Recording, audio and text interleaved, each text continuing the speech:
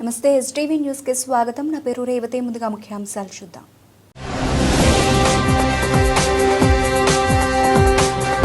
రాష్ట్రంలో శాంతి భద్రతలు ఉన్నాయా లేదా అనే అనుమానం కలుగుతోంది. కూటమి పాలనలో మహిళలకు రక్షణ లేకుండా పోయిందని మాజీ డిప్యూటీ సీఎం పుష్ప శ్రీవాణి మండిపడ్డారు.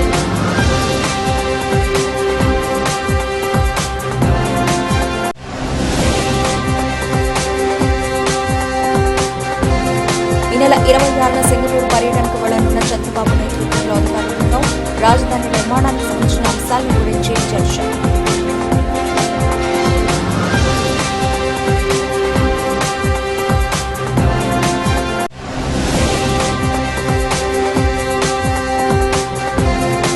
కృష్ణమ్మ తీరాన కొంచెంతో పోటీ భావాలు.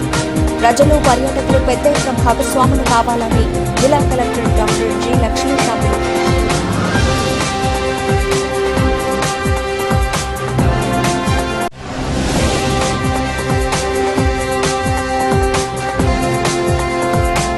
సేవాభావంతో కృషి చేస్తున్న సన్ సంస్థ సేవల అభినందనలు కొనియాడిన శాసనమండలి మాజీ శాసనసభ్యులు కెఎస్ లక్ష్మణ్.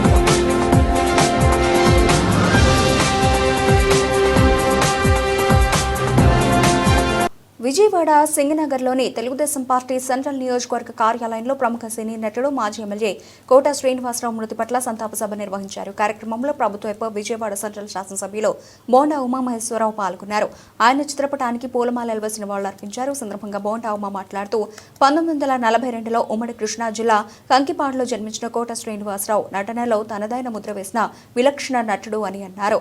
తెలుగు సినిమాతో పాటు తమిళం, హిందీ, కన్నడ, మలయాళం భాషల్లో కలిపి 750కి పైగా చిత్రాల్లో నటించి అహనా పెళ్లంట, ప్రతిఘటన వంటి సినిమాల ద్వారా ప్రేక్షకుల మన్ననలు పొందారని చెప్పారు.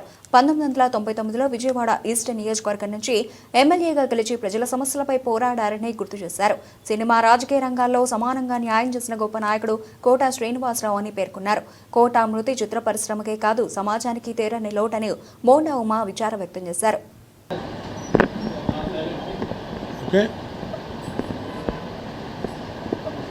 విజయవాడ మాజీ శాసనసభ్యులు పెద్దలు కోట శ్రీనివాసరావు మృతికి సెంట్రల్ నియోజకవర్గ శాసనసభ్యుడిగా తెలుగుదేశం పార్టీ ఘన నివాళులు అర్పిస్తూ ఉన్నాం. ఆయన ఆత్మకు శాంతి చేకూరాలని కోరుకుంటా ఉన్నాం భగవంతుని. ఇక కోట శ్రీనివాసరావు గతంలో ఇక్కడ శాసనసభ్యుడిగా పనిచేసి 5 సంవత్సరాలు ప్రజల మన్ననలు ప్రజల ఆశీస్సులు పొందినటువంటి వ్యక్తి కోట శ్రీనివాసరావు. అలాగే కోట శ్రీనివాసరావు బహుముఖ ప్రజ్ఞాశాలి. అటు సినీ రంగంలో కూడా అద్భుతమైనటువంటి నటనతో గత 35-40 సంవత్సరాలుగా అనేక క్యారెక్టర్లు పోషించినటువంటి వ్యక్తి. అటు కామెడీలో కానీ, ఫ్యామిలీ క్యారెక్టర్లో కానీ, విలన్గా కానీ అన్నిటిలో ప్రజల్ని మెప్పించినటువంటి నటుడు కోట శ్రీనివాసరావు. ఇవాళ భగవంతుడు ప్రజల మధ్య నుంచి ఆయన్ని భౌతికంగా దూరం చేసిన ఆయన ఆత్మకు శాంతి చేకూరాలని, ఆయన ఈ తెలుగు జాతి ఎప్పుడు కూడా ఆయన మరవదు. ఎందుకంటే ఒక కళాకారుడు ఆయన భౌతికంగా మన మధ్య లేకపోయినా ఆయన నటించినటువంటి నటనలు కానీ, రచించినటువంటి రచనలు కానీ కళాకారులకి ఎప్పుడు కూడా మరణం లేదు. మరి వాళ్ళ భౌతికంగా ఆయన లేకపోవటం తెలుగుదేశం పార్టీ చంద్రబాబు నాయుడు గారి కాడి నుంచి అందరం కూడా ఘన నివాళులు అర్పించాం. ముఖ్యంగా ఈ నియోజకవర్గంలో మాజీ శాసనసభ్యుడిగా ఆయన సేవల్ని ఒక్కసారి ఈ సందర్భంగా మననం చేసుకుంటూ మా 33వ డివిజన్ ఇన్ఛార్జి గార్లపాటి విజయ్ కుమార్ కానీ, మా మహిళా అధ్యక్షురాలు సోదరి ఉదయశ్రీ కానీ, నవనీతం సాంబశివరావు కానీ, మన నాయకులందరూ కూడా ఆయనకి ఘన నివాళులు అర్పిస్తూ సెంట్రల్ నియోజకవర్గంలో పలు డివిజన్లో సంతాప కార్యక్రమాలు చేపట్టాం. ఖచ్చితంగా ఆయన ఏ మంచి ఉద్దేశాల కోసం గతంలో పనిచేశాడో ఆ మంచి ఉద్దేశాలను కూడా ఈ నియోజకవర్గంలో కొనసాగిస్తాం. ఈరోజు తెలుగు సినీ రంగానికి అలాగే విజయవాడ సెంట్రల్ నియోజకవర్గానికి ఒక తీరని రోజుగా మిగిలిపోయే రోజు ఈరోజు. ఎందుకంటే ఒక విలక్షణమైన నటుడుగా, ఒక క్యారెక్టర్ ఆర్టిస్ట్గా, ఒక కమెడియన్గా, ఒక తండ్రి పాత్రలో ఒదిగిన నటుడుగా సుమారు 768 సినిమాలలో నటించి విభిన్న దాంట్లో రాణించి ఒక పద్మశ్రీ అవార్డు పొందిన మాజీ శాసనసభ్యులు శ్రీ కోట శ్రీనివాసరావు గారి మృతి ఆంధ్ర ప్రజలకి, యావత్ కళారంగానికి కూడా తీరని లోటుగా భావిస్తూ ఈరోజు విజయవాడ సెంట్రల్ నియోజకవర్గంలోని సెంట్రల్ నియోజక ఎమ్మెల్యే గారి ఆఫీస్లో వారి ఆధ్వర్యంలో ఎమ్మెల్యే గారి ఆధ్వర్యంలో ఘన నివాళులు అర్పించడం జరిగింది. అలాగే 33వ డివిజన్ సత్యనాపురం నందు కూడా ఈరోజు ఉదయం వారికి ఘన నివాళులు అర్పించడం జరిగింది. ఈ సందర్భంగా వారు చేసిన సేవలను, వారు చేసిన మంచి పనులను కూడా మాలాంటి వాళ్ళందరం ఆదర్శంగా తీసుకుని రాబోయే రోజుల్లో ప్రజలకు ఏ విధంగా మంచి చేయాలనే ఆలోచనతో మేము ముందుకు వెళ్తామని తెలియజేస్తూ మరొక్కసారి వారికి 33వ డివిజన్ ప్రజల తరపున వారికి మా ప్రగాఢ నివాళులు తెలియజేస్తూ వారికి నా నమస్కారాంజలి. ఆషాఢ మాసాన్ని పురస్కరించుకుని ఇంద్రకీలాద్రిపై కొలువైన జగన్మాత దుర్గమ్మకు నగర పోలీసుల తరఫున సిపి రాజశేఖర్ బాబు దంపతులు ఆదివారం సారిని సమర్పించారు. వన్ టౌన్ పోలీస్ స్టేషన్ ప్రాంగణంలో రావి చెట్టుకు పూజ చేసిన అనంతరం పోలీసు కుటుంబాలతో కలిసి సిపి దంపతులు ఊరేగింపుగా సారిని తీసుకొచ్చారు. ఈవో సీనా నాయక్ వేద పండితులు వారికి ఆలయ మర్యాదలతో స్వాగతం పలికారు. సిపి దంపతులకు ఆశీర్వచన మండపంలో వేద పండితులు ఆశీర్వచనం చేశారు. ఈవో సీనా నాయక్ వారికి అమ్మవారి చిత్రపటం, శేష వస్త్రాలు, ప్రసాదాలు అందజేశారు. డీసీపీలు ఉదయరాణి ప్రసాద్, ఏడీసీ పీలు రామకృష్ణ, ప్రసన్నకుమార్, ఏసీపీలు Durgarao, Ramachandrarao, Damodararao, one town CI Guruprakash పాల్గొన్నారు.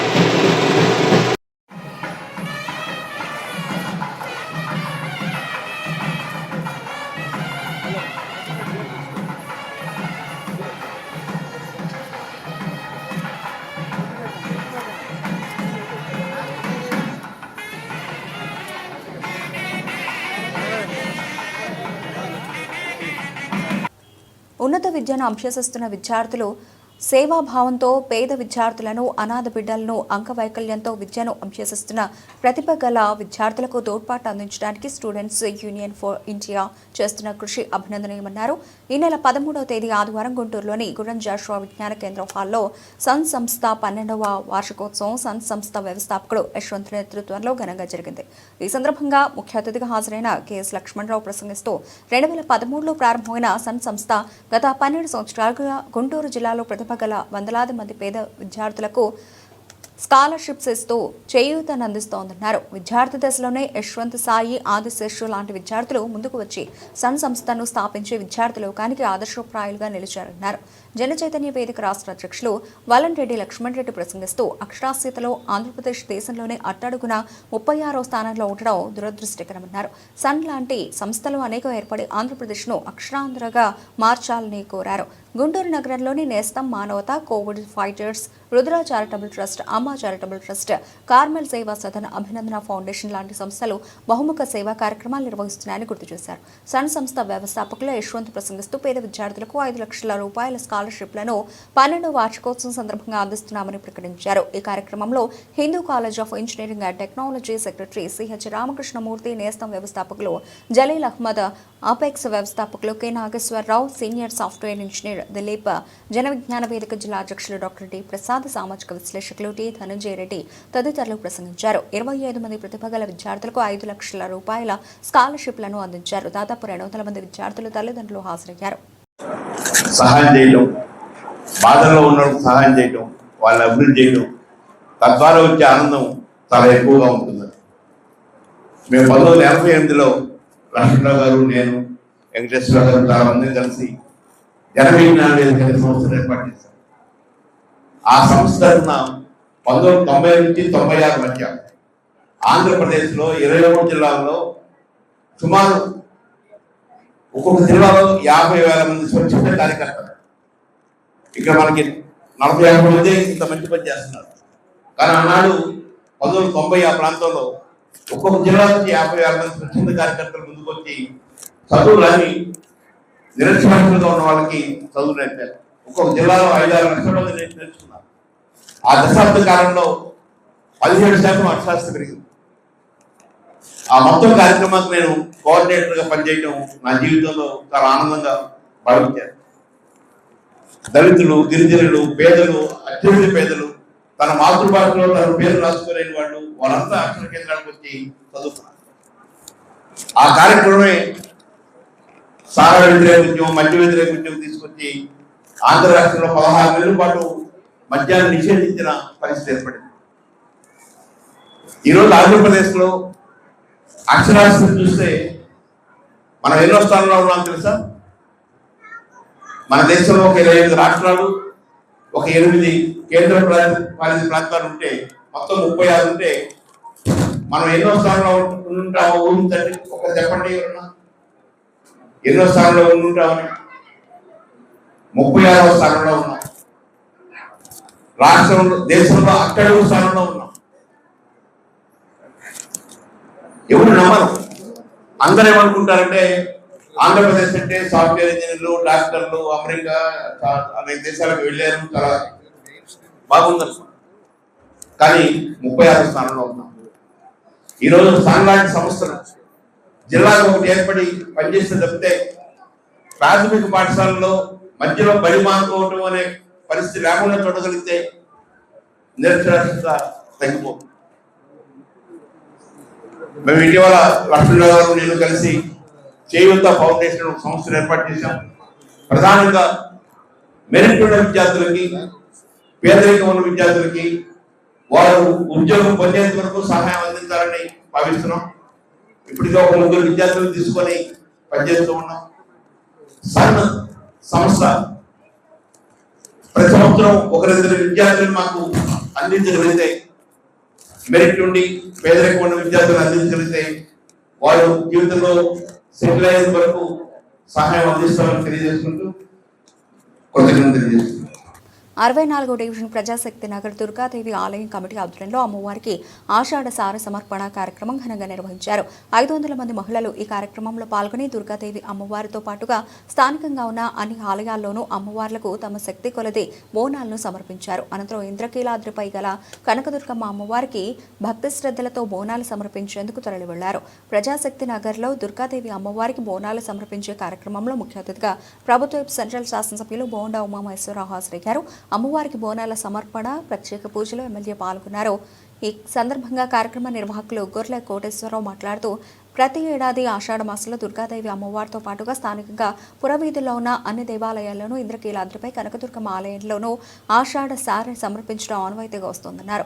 గడిచిన 5 సంవత్సరాలుగా క్రమం తప్పకుండా ఈ క్రమాన్ని చేపడుతున్నామని, పెద్ద సంఖ్యలో మహిళలు ఈ కార్యక్రమంలో పాల్గొని అమ్మవార్లకు సారె సమర్పిస్తున్నారని చెప్పారు. ఏడాది కార్యక్రమానికి ముఖ్య అతిథిగా ఎమ్మెల్యే బోండా ఉమామహేశ్వరరావు హాజరు కావడం తమకు ఎంతో సంతోషంగా ఉందన్నారు. డివిజన్ టీడీపీ నాయకులు పలగాని శివ మాట్లాడుతూ ప్రజలంతా సుఖ సంతోషాలతో ఉండాలని ఆకాంక్షిస్తూ ప్రతి ఆట దుర్గాదేవి అమ్మవారికి బోనాలు సమర్పించడం జరుగుతోందని వివరించారు. డివిజన్ టీడీపీ నాయకులుగా తమ వంతు సహాయ సహకారాలు అందిస్తున్నట్లు తెలిపారు. ఈ కార్యక్రమంలో ఆంధ్రప్రదేశ్ రాష్ట్ర నాయి బ్రాహ్మణ కార్పొరేషన్ డైరెక్టర్ సురవరపు నాగరాజు, స్థానిక నాయకులు సాయి తదితరులు పాల్గొనగా ఈ సందర్భంగా పురస్కరించుకుని 500 మందికి అన్నప్రసాద వితరణ కార్యక్రమాన్ని నిర్వహించారు. గొర్రెల కోటేశ్వరరావు. ఈరోజు 5వ సంవత్సరం అమ్మవారికి సారి మా ఆడపడుచులందరూ 64వ డివిజన్ ఆడపడుచులందరూ కలిసిపోయి ఇంటింటికి తలవకంత ఎవరికి ఇంట్లో వాళ్ళకి వెళ్ళినంత సారి తీసుకొచ్చి ఈ ఒకే రోజు మా ఇంటికాడ నుండి సారి తీసుకెళ్ళాం.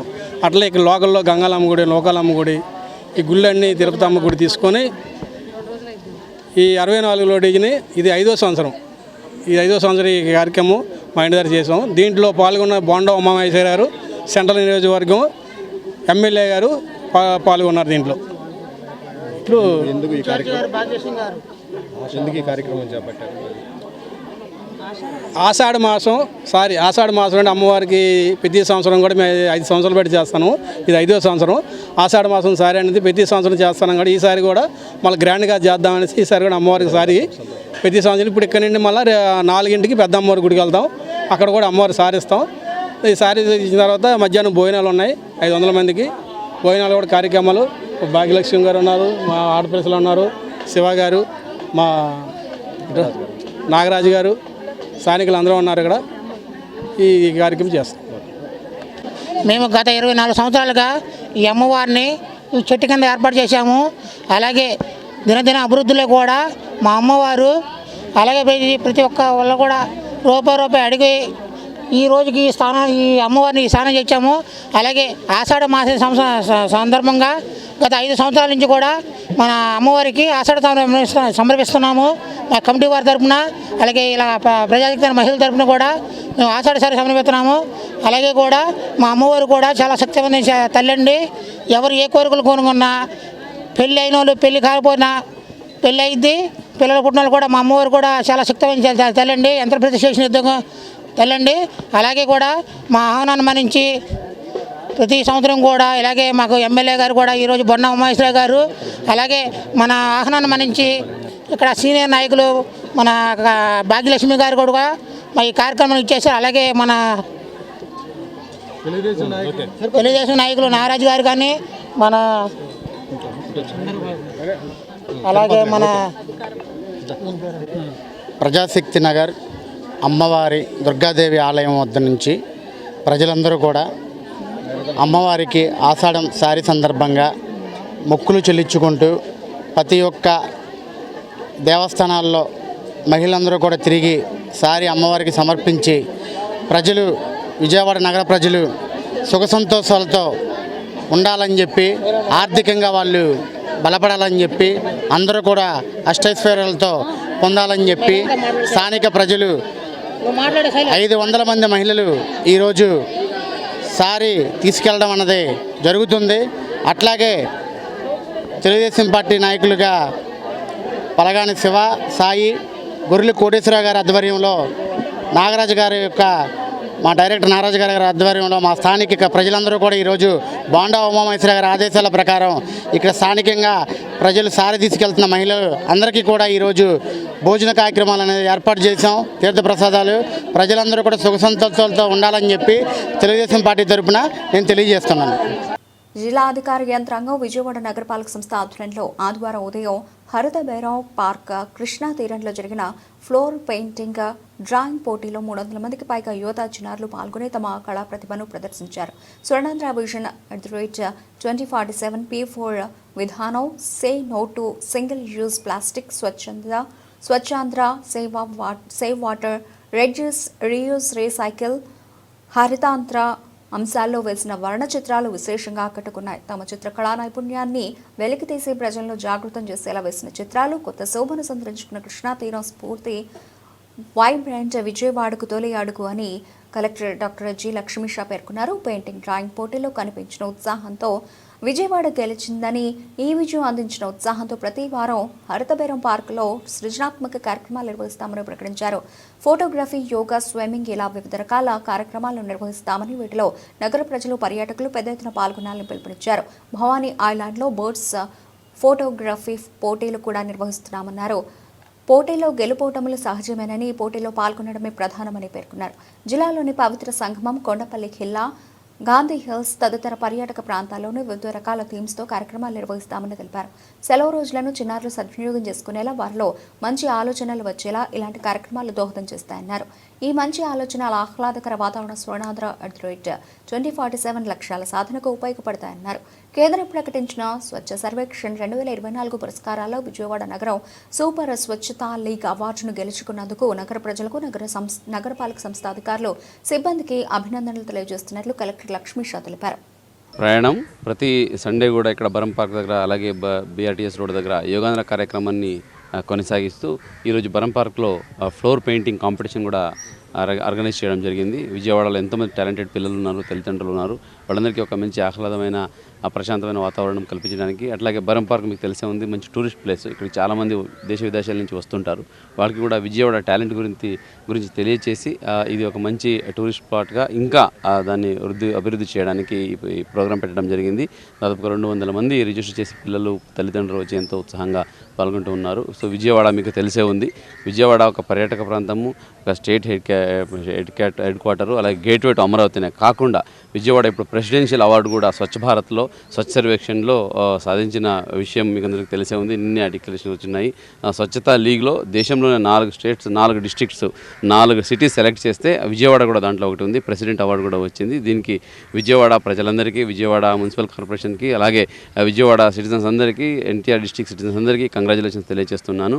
చాలా టాలెంట్ ఉంది, విజయవాడకు మంచి పొటెన్షియల్ ఉంది. దీన్ని కనుక మనం ప్రాపర్గా పోర్ట్రే చేయగలిగితే, ప్రాపర్గా ప్రపంచానికి తెలియచేయగలిగితే ఒక వరల్డ్ డెస్టినేషన్ అయ్యే అవకాశం అన్నీ ఉన్నాయి విజయవాడ. కాబట్టి ఇదే స్ఫూర్తితో మనము ఇటువంటి ఇంకా వినూత్నంగా కార్యక్రమం ముందుకు తీసుకెళ్తూ మన నగరాన్ని స్వచ్ఛ నగరంగా, క్లీన్ అండ్ గ్రీన్ సిటీగా తీర్చిదిద్దుతూ, ఎన్టీఆర్ జిల్లాని కూడా గ్రీన్ అండ్ క్లీన్ సిటీగా తీర్చిదిద్దుతూ అయితే విజన్ ఆంధ్రప్రదేశ్ 2047 అలాగే వికసిత్ భారత్ లక్ష్యాలు ఉన్నాయో ఆ లక్ష్యాలను చేరుకోవడానికి ఆ యంత్రాంగం ద్వారా, అలాగే ప్రజల సహకారంతో ముందుకు వెళ్తామని ఈ సందర్భంగా తెలియజేసుకుంటూ ఈరోజు పెయింటింగ్ కార్యక్రమానికి కాంపిటీషన్కి వచ్చిన ప్రతి ఒక్క తల్లిదండ్రులకి, పిల్లలకి బెస్ట్ విషెస్ తెలియజేస్తూ ఉన్నాను. Thank you. నమస్కారం. ఈరోజు చాలా ఇంపార్టెంట్ రోజు, ఎందుకంటే మనము ఎంటైర్ రాష్ట్రంలో నిన్న నైటే రిజల్ట్స్ డిక్లేర్ చేయడం జరిగింది, స్వచ్ఛ సర్వేక్షణ రిజల్ట్స్. అందులో విజయవాడ SSL లీగ్ అంటే సూపర్ స్వచ్ఛ లీగ్లో నామినేట్ చేయడం జరిగింది. సో ఇది చాలా మంచి ఒక రిజల్ట్ అని మనం అనుకోవచ్చు. ఎంటైర్ ఈ ఒక విక్టరీ అనేది విజయవాడ ప్రజలకి డెడికేట్ చేయడం జరుగుతుంది. ఎందుకంటే ఎంటైర్ కంట్రీలో ఓన్లీ 4 సిటీస్ మాత్రమే ఈ సూపర్ స్వచ్ఛ లీగ్లో ఉన్నాయి, అందులో విజయవాడ కూడా ఒకటి. మీరందరికీ తెలుసు, లాస్ట్ 1 ఇయర్లో ఎక్కడే లేని విధంగా మనము ఆల్మోస్ట్ 50% సిటీ అనేది ఫ్లడ్లో ఉండడం జరిగింది. అక్కడి నుంచి మళ్ళీ టాప్కి ర్యాంక్కి రావడం అనేది చాలా మంచి గ్రోత్ అని అనుకుంటున్నాము. అలాగే ఈరోజు దాని భాగంగానే మీరందరికీ తెలుసు, లాస్ట్ ఆల్మోస్ట్ 1.5 months నుంచి యోగాంధ్రలో మనం సక్సెస్ఫుల్గా విజయవాడ మున్సిపల్ కార్పొరేషన్ అలాగే ఎన్టీఆర్ జిల్లాలో మనం పార్టిసిపేట్ చేయడం జరిగింది. ఈరోజు బర్మ్ పార్క్లో దాని కంటిన్యూటీ పరంగానే విజయవాడలో ఉన్న టాలెంట్ని గుర్తించడానికి కలెక్టర్ గారు ఇనిషియేటివ్తో ఈరోజు విజయవాడ మున్సిపల్ కార్పొరేషన్లో బర్మ్ పార్క్లో పెయింటింగ్ కాంపిటీషన్ కూడా మనం ఆర్గనైజ్ చేసాము. దాదాపు ఒక 200 స్టూడెంట్స్ అలాగే ఒక 55 మెంబర్స్ ఆర్టిస్ట్ కూడా దీంట్లో పార్టిసిపేట్ చేయడానికి ఇంట్రెస్ట్ చూపించారు. బర్మ్ పార్క్లో చాలామంది వస్తుంటారు. అలాగే ఇది కాకుండా వేరే టూరిస్ట్ సైట్లో కూడా మనకి కాంపిటీషన్ చేయడానికి చేయడానికి అన్ని యాక్షన్ కూడా మనం తీసుకుంటున్నాము. ఈరోజు వచ్చిన పిల్లలందరూ కూడా కృష్ణా రివర్ పక్కన మంచి వాళ్ళ టాలెంట్ చూపిస్తూ మన విజయవాడలో ఉన్న పెయింటింగ్ టాలెంట్స్ని చూపించడానికి ఈ ఒక ప్లాట్ఫామ్ అని మనం క్రియేట్ చేస్తున్నాము. అలాగే వచ్చే వీక్లో విజయవాడ నుంచి డెలిగేషన్, అలాగే స్టేట్ నుంచి డెలిగేషన్ కూడా ఢిల్లీకి వెళ్ళి గౌరవ ప్రెసిడెంట్ గారితో అవార్డు కూడా తీసుకోవడానికి మనం రెడీగా ఉన్నాము. ఈ ఎంటైర్ అవార్డు ఉండొచ్చు, ర్యాంకింగ్ ఉండొచ్చు, ఇవన్నీ కూడా విజయవాడ ప్రజలకి డెడికేట్ చేస్తూ ఈ ఒక వచ్చిన కాంపిటీషన్ అందరికీ ఆల్ ద బెస్ట్ చెప్తూ ధన్యవాదాలు తెలుపుతున్నాను. థ్యాంక్ యూ అండి. ముఖ్యమంత్రి చంద్రబాబు నేతృత్వంలో 8 మంది మంత్రులు, అధికారుల బృందం ఈ నెల 26న సింగపూర్ పర్యటనకు వెళ్లనుంది. ఈ నెల 30వ తేదీ వరకు ఈ బృందం సింగపూర్లో పర్యటించనుంది. మంత్రులు లోకేష్, నారాయణ, టీవీ భారత ఐఏఎస్ అధికారులు కాటంనేని భాస్కర్, ఎన్ యువరాజ్, కార్తికేయ మిశ్రా, కె కన్నబాబు, సాయికాంత్ వర్మ ఈ బృందంలో ఉంటారు. పర్యటన ప్రధాన అజెండా రాజధాని నిర్మాణానికి సంబంధించిన అంశాలను అధ్యయనం చేయడమేనని సమాచారం. సింగపూర్ నగర ప్రణాళిక, నగర సుందరీకరణ, ఉద్యానవనాలు, ఓడరేవులు, మౌలిక వసతుల కల్పన, భవిష్యత్ సాంకేతికతను అందిపుచ్చుకోవడం వంటి విషయాలను బృందం అధ్యయనం చేయనుంది.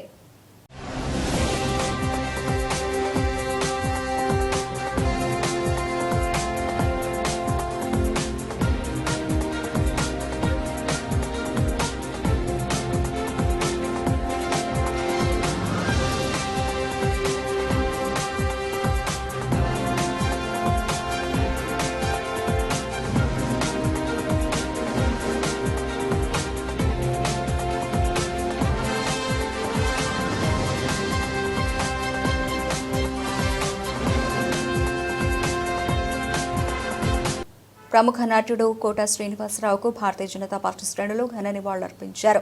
ఆయన చిత్రపటానికి ఎన్టీఆర్ జిల్లా బీజేపీ అధ్యక్షులు అడ్డూరి శ్రీరామ్ పూలమాలలు వేసి ఘన నివాళులర్పించి తెలుగు సినీ రంగ అభివృద్ధికి ఆయన చేసిన సేవలను ఈ సందర్భంగా మననం చేసుకున్నారు. శాసనసభ్యులుగా విజయవాడ నగర అభివృద్ధికి కోట శ్రీనివాసరావు ఎనలేని సేవలు అందించారని, నేటి తరం ఆయనను ఆదర్శంగా తీసుకుని ముందుకు సాగాలని ఆయన పిలుపునిచ్చారు. శాసనసభ్యులు కోట శ్రీనివాసరావు గారు ఈరోజు తెల్లవారుజామున అనారోగ్యంతో దివంగత అవడం జరిగింది. ముఖ్యంగా ఆయన 2 తెలుగు రాష్ట్రాల్లో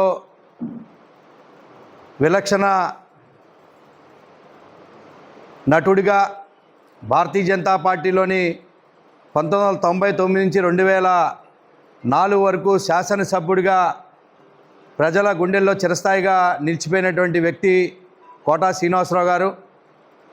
1978లోని సినీ రంగంలోని ప్రవేశించి దాదాపు 40 సంవత్సరాల పాటు తెలుగు ప్రజల్ని, తెలుగు సినిమా ప్రపంచాన్ని ఏలినటువంటి సినీ రారాజు అని చెప్పడంలో ఎటువంటి అతిశయోక్తి లేదు.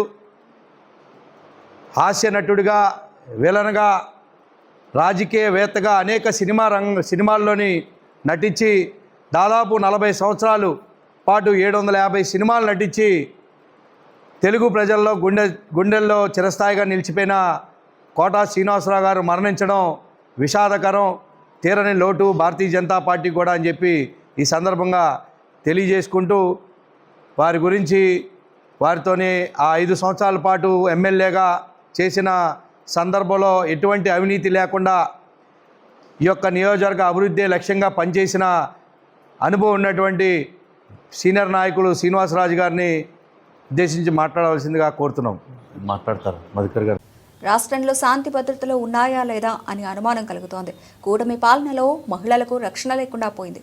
జెడ్పీ చైర్పర్సన్ హారిక మీద జరిగిన దాడి దీనికి నిదర్శనం. మాజీ డిప్యూటీ సీఎం పుష్ప శ్రీవాణి. అందరికీ నమస్కారం. నేను మీ పాముల పుష్ప శ్రీవాణి. ఉమ్మడి కృష్ణా జిల్లా జెడ్పీ చైర్పర్సన్ అయినటువంటి ఉప్పాల హారిక గారి మీద జరిగినటువంటి దాడిని తీవ్రంగా ఖండిస్తున్నాం. అసలు ఈ రాష్ట్రంలో ఏం జరుగుతుంది? అసలు శాంతి భద్రతలు అనేవి ఉన్నాయా లేదా? ఈ కూటమి ప్రభుత్వంలో సామాన్య మహిళలకే రక్షణ లేదు అన్న భావన ఇప్పటి వరకు ఉంది.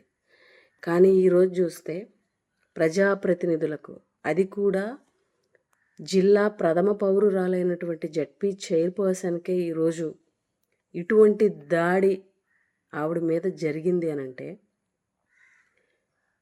అది కూడా పోలీసుల సమక్షంలో వాళ్ళ కళ్ళ ముందే ఈ కూటమిలో ఉన్నటువంటి తెలుగుదేశం, జనసేన నాయకులు ఆవిడ ప్రయాణిస్తున్నటువంటి కారుని ధ్వంసం చేస్తూ భయభ్రాంతులకి గురి చేస్తూ ఈరోజు ఆవిడ కంట తడి పెట్టేలాగా జరిగినటువంటి ఈ హేయమైన చర్యని ప్రతి ఒక్కరూ కూడా ఖండించాల్సినటువంటి అవసరం ఉంది. ఉప్పాల హారిక చాలా సౌమ్యురాలు, ఎప్పుడూ కూడా ఎవరిని పల్లెత్తు మాట అన్నట్టు కూడా ఎవరు వినలేదు. అంత సౌమ్యంగా తన పని తాను చేసుకునేటువంటి ఒక మహిళ మీద కూడా, ఒక మహిళా ప్రజాప్రతినిధిని కూడా చూడకుండా ఇంత దారుణంగా ఈ రెడ్ బుక్ రాజ్యాంగాన్ని అమలు చేస్తాం ఈ రాష్ట్రంలో అని చెప్పి ప్రతి ఒక్కరు కూడా, టీడీపీ జనసేనలో ఉన్న ప్రతి ఒక్కరూ కూడా ఇది మా రాజ్యం, మాకు నచ్చినట్టే జరుగుతుంది అని చెప్పేసి ఇంత దారుణంగా మహిళలని కూడా చూడకుండా చేస్తున్నటువంటి దాడులు ఏవైతే ఉన్నాయో నిజంగా చాలా దురదృష్టకరం. ఈరోజు ముఖ్యమంత్రి కానీ, ఉప ముఖ్యమంత్రి కానీ, హోంమంత్రి కానీ ఏం చేస్తున్నారు? ఈరోజు రోడ్ల మీద పడి విచ్చలవిడిగా మీ వాళ్ళు ఎవరి మీద పడితే వాళ్ళ మీద దాడులు చేస్తుంటే కనీసం వాళ్ళందరినీ మందలించడం కానీ, ఇలాంటి ఘటనలు పునరావృతం కాకుండా చూడాలని కానీ ఎటువంటి ఆదేశాలు కూడా పోలీసులకు ఇచ్చినటువంటి దాఖలాలు మేమైతే చూడలేదు.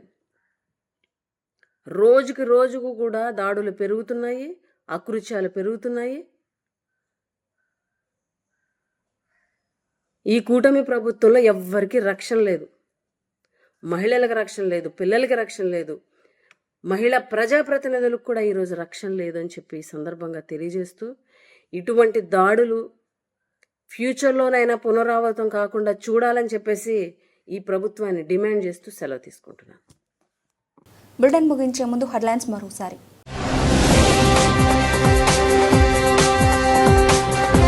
రాష్ట్రంలో శాంతి భద్రతలు ఉన్నాయా లేదా అనే అనుమానం కలుగుతోంది. కూటమి పాలనలో మహిళలకు రక్షణ లేకుండా పోయిందని మాజీ డిప్యూటీ సీఎం పుష్ప శ్రీవాణి మండిపాటు.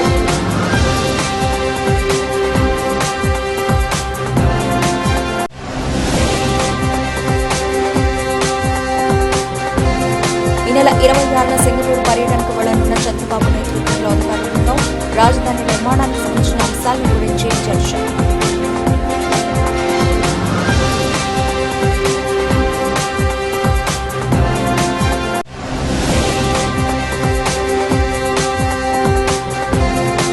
కృష్ణమ్మ తీరాన కొంచెంతో కోటి భావాలు, ప్రజలు పర్యాటకులు పెద్ద ఎత్తున భాగస్వాములు కావాలని జిల్లా కలెక్టర్ డాక్టర్ జి లక్ష్మీ రావులు.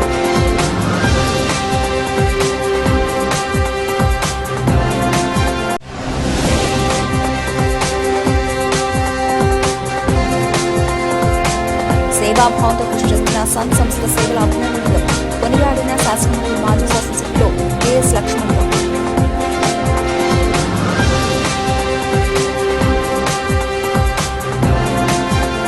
ఇవి ఇప్పటివరకు నబిల్చిన అప్డేట్స్. మరిన్ని అప్డేట్స్తో మళ్ళీ కలుద్దాం. అంతవరకు సెలవు. నమస్తే.